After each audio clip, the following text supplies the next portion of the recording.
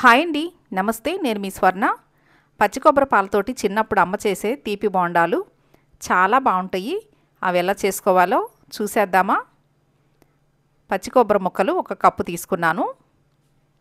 ఇప్పుడు వీటిని మిక్సీ జార్లో వేసి కొంచెం నీళ్లు పోసి మెత్తగా మిక్సీ పట్టుకోవాలి. చూడండి, ఇలా మిక్సీ పట్టుకుని క్లాత్లో వేసి కొబ్బరి పాలు తీసుకోవాలి. క్లాత్లో వేసి తీస్తేనే కొబ్బరి పాలు బాగా చిక్కగా వస్తాయి. ఇలా పాలు తీసుకోవాలి.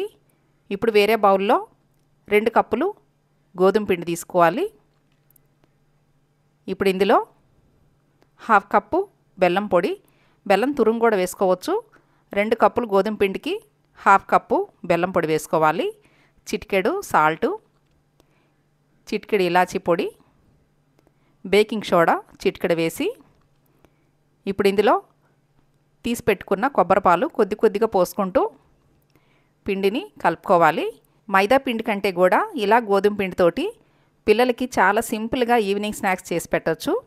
మనం కొబ్బరి పాలు పోసాం కదా, కొబ్బరి పాలు బెల్లం హెల్త్కి కూడా చాలా మంచిది. చాలా సింపుల్గా చేసేయచ్చు.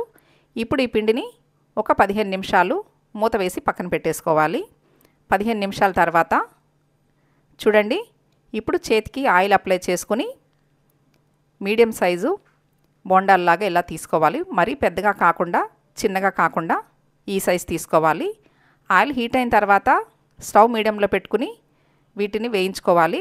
స్టవ్ మీడియంలో పెట్టుకుని వేయించుకుంటే లోపల వరకు వేగి చాలా క్రిస్పీగా చాలా బాగుంటాయి. మీరు కూడా తప్పకుండా ఈ బోండాలు ట్రై చేయండి. మీరు ట్రై చేసి మీకు ఎలా వచ్చిందో నాకు కామెంట్ చేయండి. ఇలా 2 వైపులా గోల్డ్ కలర్ వచ్చేంత వరకు ఫ్రై చేసుకోవటమే. చాలా సింపుల్గా చేసుకోవచ్చు. మీకు కూడా నచ్చినాయి కదూ ఈ కొబ్బరి పాలతోటి తీపి బోండాలు?